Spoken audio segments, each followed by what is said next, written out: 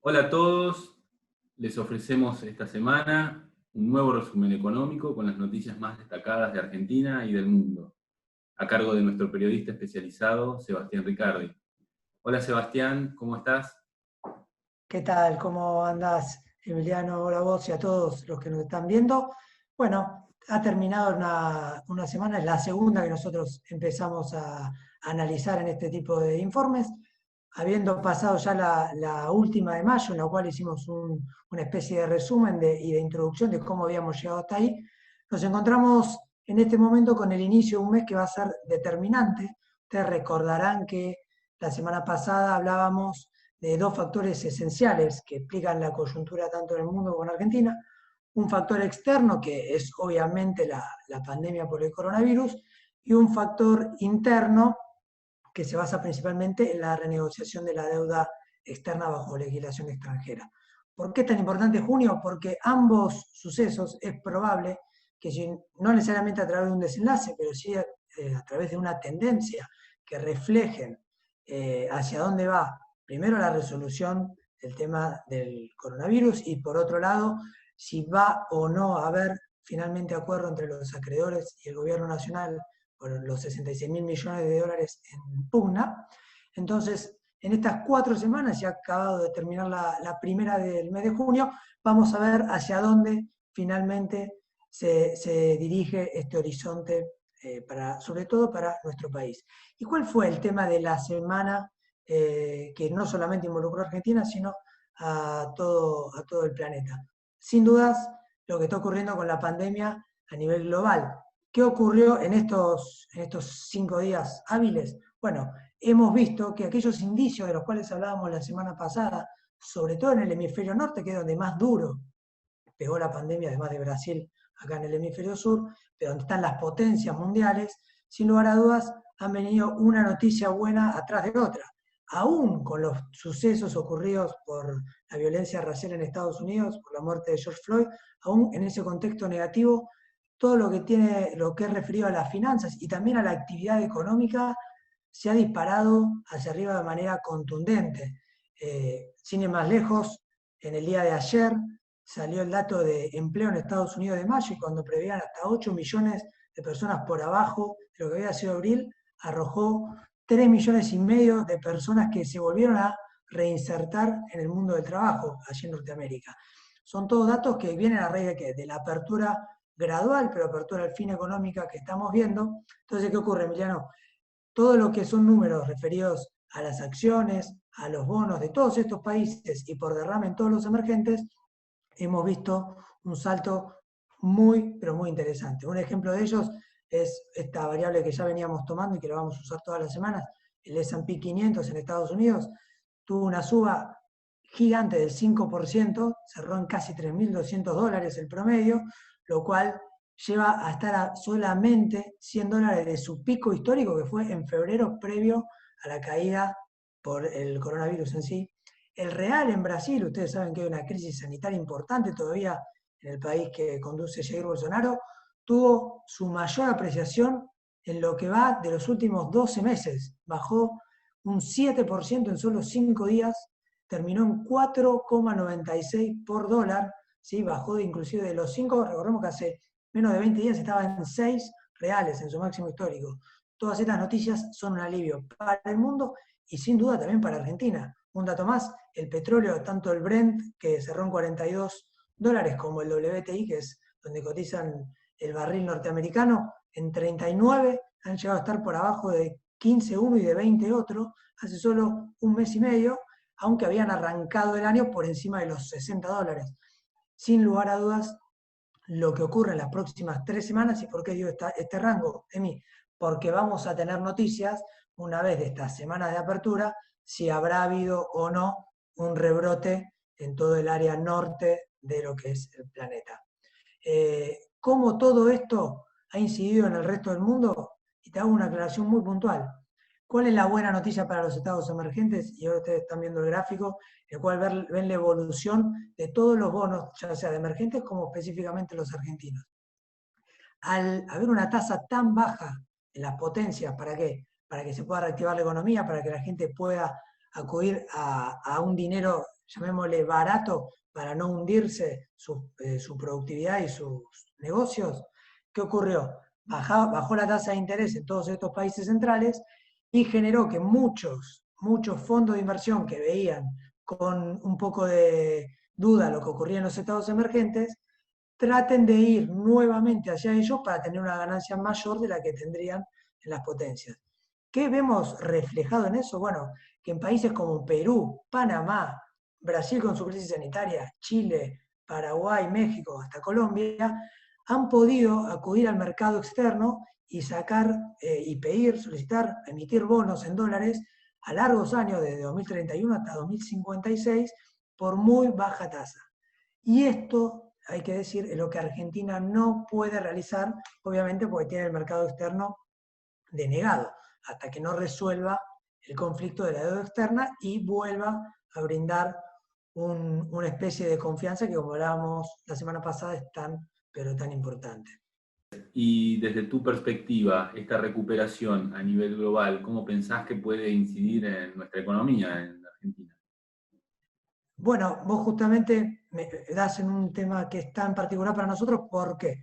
Porque el factor externo, que es la cuarentena que a nosotros nos ha provocado tener y la pandemia en general, ahora que tiene indicios favorables, vemos primero un arrastre que trajo que los bonos argentinos hayan en la semana aumentado un promedio de 2%, el bono del Centenario lo hizo en un 1%, pero hay otros que lo han hecho un poco más, el ascenso, el riesgo país, que mide esto al inverso, o sea, cuando baja el riesgo país es porque suben los bonos, cayó 3,6% en la semana, y sobre todo lo que son las acciones, la renta variable, ¿por qué? Porque también se guía mucho en lo que es la actividad económica, aún más que en el conflicto de la deuda, que también incide.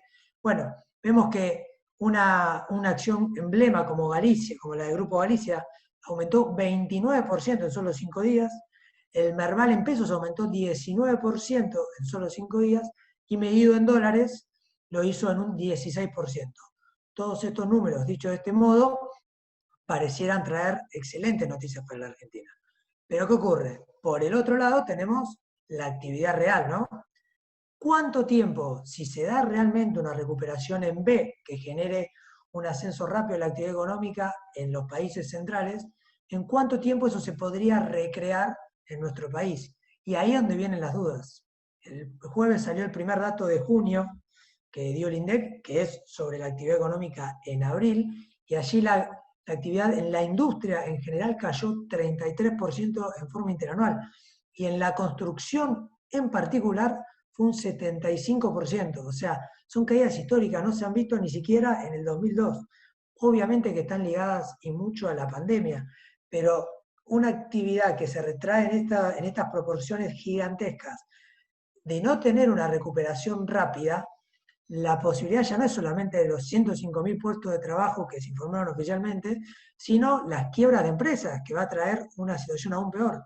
Falta conocer los datos del mes de mayo, que probablemente hayan tenido una pequeñísima reactivación, pero respecto al piso de abril, y lo que esté ocurriendo ya en junio, pero como la cuarentena continúa en todo el área central productiva, que es ni más ni menos que el área metropolitana de Buenos Aires, donde está más del 35% de la población y el 50% del PBI, nosotros tenemos hoy en día la necesidad de saber en cuánto tiempo se va a ir desarrollando la apertura, aunque sea paulatina, porque nosotros no tenemos eso que te decía anteriormente, el acceso al financiamiento externo. ¿Para qué?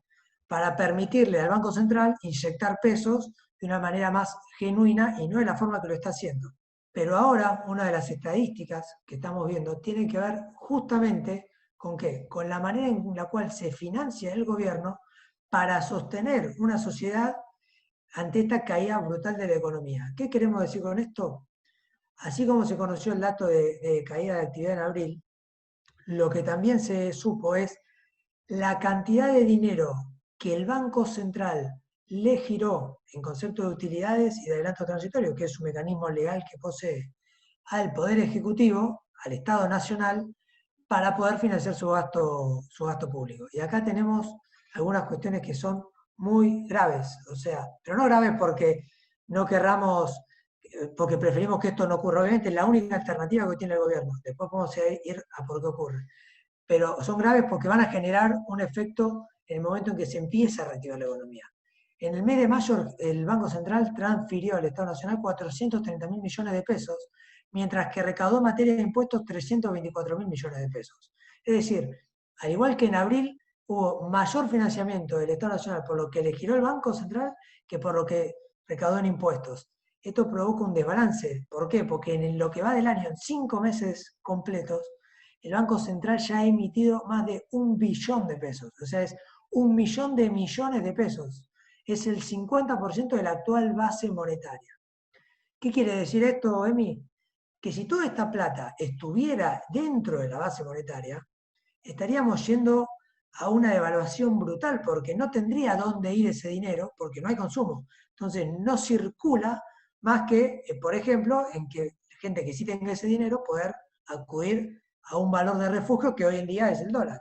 Entonces, rompería instantáneamente la economía, ¿por qué? Por la devaluación y por la inflación consecuente. Para evitar eso, ¿qué ha hecho el gobierno? Ha generado, y escuchen esto por favor, un stock del ELIX, que es el instrumento que tiene el Banco Central para absorber ese excedente de pesos, de 1,4 billones de pesos a esta semana, billones, ¿sí? Y 800.000 millones en concepto de pases, que también es otro instrumento que tienen entre los bancos comerciales y el central. Estamos diciendo que esos instrumentos de absorción de pesos del Banco Central hoy son 100.000 millones de pesos mayores a la base monetaria. Si eso en algún momento empieza a correr hacia la base monetaria, tenemos el gravísimo efecto a la vuelta de la esquina de una devaluación brutal y por ende una aceleración de los precios. Discúlpame que te corto ahí. Y Sí, si no se da ese mecanismo, el otro mecanismo posible, entiendo, es que el central tenga que empezar a aumentar las tasas para que precisamente los bancos no salgan del ELIC, con lo cual están como en una encerrona. exactamente, Emi, lo que decís. ¿Por qué? Porque este gobierno lo que va a querer hacer apenas pueda salir de esa situación es querer reactivar la economía. Habrá un efecto rebote, aunque todavía no sabemos cuál es nuestro piso. Pero aún habiendo ese rebote, necesita generar las condiciones para que la economía se pueda reactivar de manera un poco más sostenible. Ahora, mi pregunta es, si ellos bajan las tasas y los bancos bajan las tasas para que la gente acceda a préstamos y lo que pueda hacer, ¿eso va a generar que la gente acuda a los préstamos o que la gente termine acudiendo al dólar? ¿Sí? Porque realmente ahí es donde empieza lo que el gobierno no puede de una generar, porque no sabe lo que está en la mente de los millones de actores económicos. Recordamos, los actores económicos no son solamente las grandes empresas que de por sí van a querer abastecerse de un valor de refugio. Por lo tanto, es muy importante lo que ocurre con el dólar. Y ahí engancho con el otro tema de la semana. Esta semana hemos tenido un aumento en el dólar oficial habitual, ¿se acuerdan que ya lo decíamos la semana anterior? Del 0,13% diario, son 45 centavos en la semana, cerró en 69 pesos. El dólar MEP subió de 108 a 110, el contado con liqui también subió 2 pesos a 117 y el blue fluctuó en la semana, cerró igual que el viernes pasado en 125.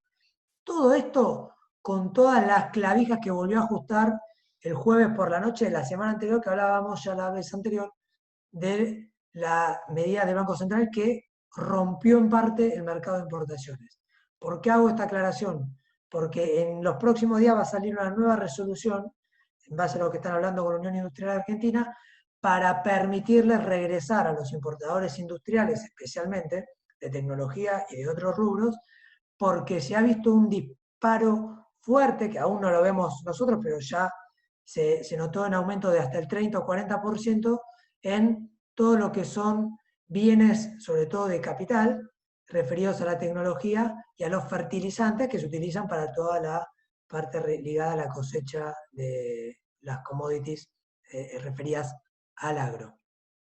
Bueno, Seba, está claro entonces, y todo este torniquete que el gobierno está aplicando sobre el tipo de cambio, ¿tuvo algún correlato en el movimiento de las reservas? ¿En el stock de reservas se notó un aumento durante la semana?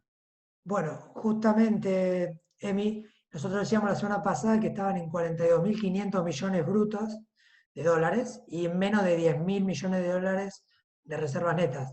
Aunque no salió el dato oficial de cuáles son las reservas netas, porque requiere de muchos cálculos y no sale de manera regular ese dato, eh, lo que sí se sabe es que las reservas hoy aumentaron a 42.800 millones, es decir, hubo un aumento de 300 millones. En su mayoría se cree que son netas porque logró comprar reservas en el mercado único. Claro, ¿esto es positivo o es negativo? De allá no es negativo. Si genera un efecto contrario, que es el aumento de todos los productos que se importan, porque se están yendo al dólar financiero en vez de trabajar en el mercado único libre de cambios, que está hoy el dólar a 69, va a ser una especie de manta corta y nos vamos a encontrar con un problema muy duro en las próximas semanas, porque la inflación de mayo va a ser nuevamente por abajo del 2%, esto ya lo dijeron las estimaciones privadas.